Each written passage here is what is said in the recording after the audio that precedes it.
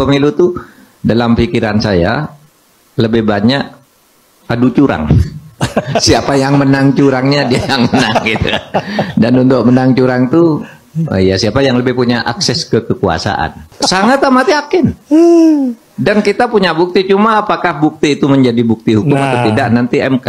Dan gitu. kalau buat jadi bukti itu lalu MK-nya berani apa tidak. Itu kan gitu.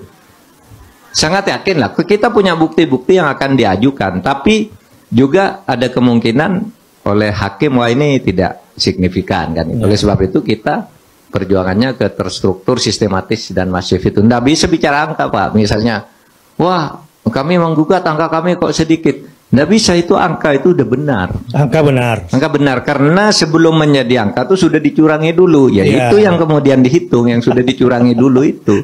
Sehingga sebenarnya menurut saya kekisruan Sirekap di KPU itu hanya mengecoh aja, agar kita mempersoalkan itu nanti.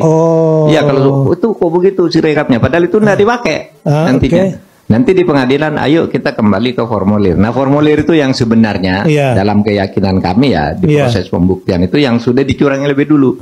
Ada yang sudah dicoblos duluan, ada yang sebenarnya orang berhak memilih di situ, milih. Ada yang membawa kartu-kartu yang banyak, lebih dari yang ini dari luar bawa lalu dicoblos. Itu yang kita temukan.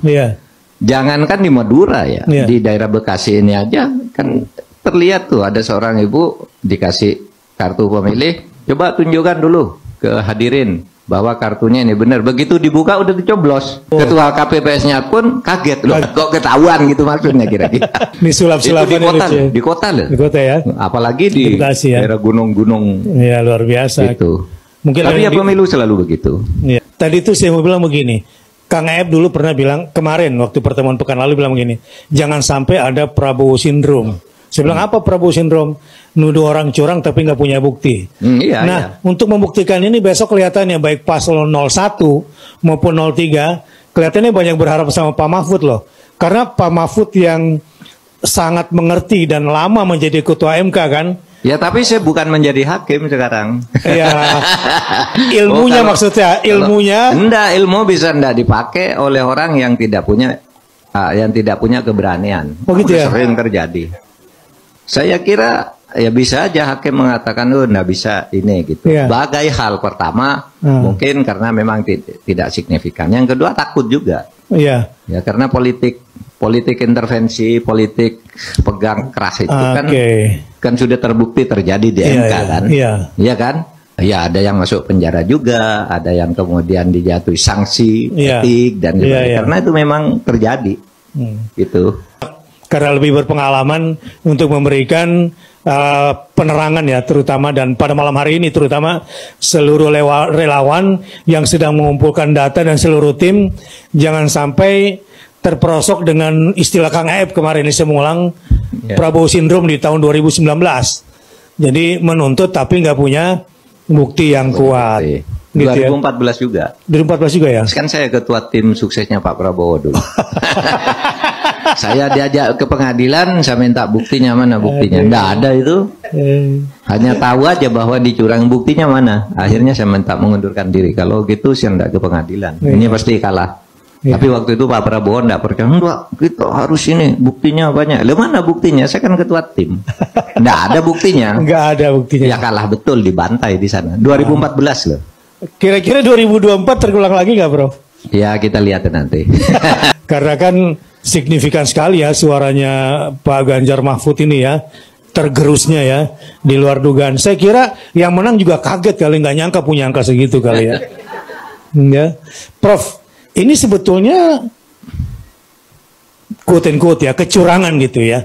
Sebetulnya pada saat pemilu aja tuh udah ada sebelum-sebelumnya, Prof, sebelum terjadinya Pilpres ini. Kalau pada saat pemilu itu sudah hasil dari proses-proses sebelumnya. Makanya saya katakan ada yang sebelum pencoblosan itu sudah dicoblos. Itu yang di Sampang yang kemudian tengah malam diserang itu. KPPS-nya mau dibakar rumahnya dan sebagainya. Karena dia sudah coblos duluan. Ada yang sudah dibuka gitu. Jadi proses yang mendahului itu. Lalu tentu politik gentong babi tadi. Misalnya ada satu desa nih bansos, gitu kan. Pesantren 1 juta. Bansos pesantren 1 juta, itu santrinya, mungkin kiainya banyak, kiainya kan bisa saja begitu. Ya, mungkin aja. Gitu. Gak mungkin lah sama. Iya. Aduh. Kalau ditemukan ternyata ada masalah kecurangan pemilu, tapi bukan pada saat pemilu, dilakukan sebelum pemilu, apakah bisa juga digunakan sebagai alat untuk apalah namanya bukti? Ya. Bisa. Kalau itu langsung, misalnya ada suatu daerah yang saya batalkan itu penduduknya 220.000 pemilih karena kabupaten kecil, 220.000 pemilih.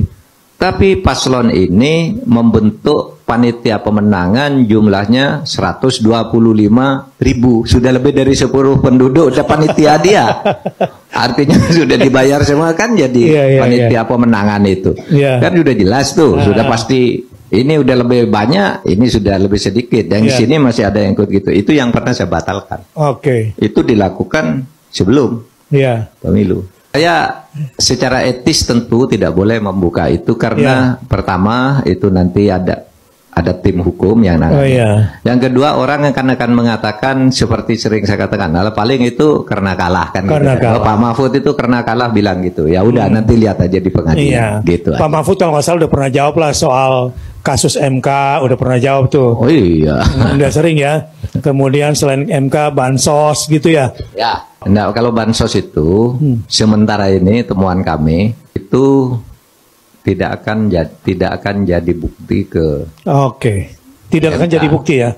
Itu akan jadi bukti nanti diangket. Diangket malah masuknya. Karena begini, kasus bansos itu sementara ini temuan kami itu ada pelanggaran. Nah, kalau pelanggaran pelaksanaan undang-undang itu bukan ke pemilu, tapi ke DPR.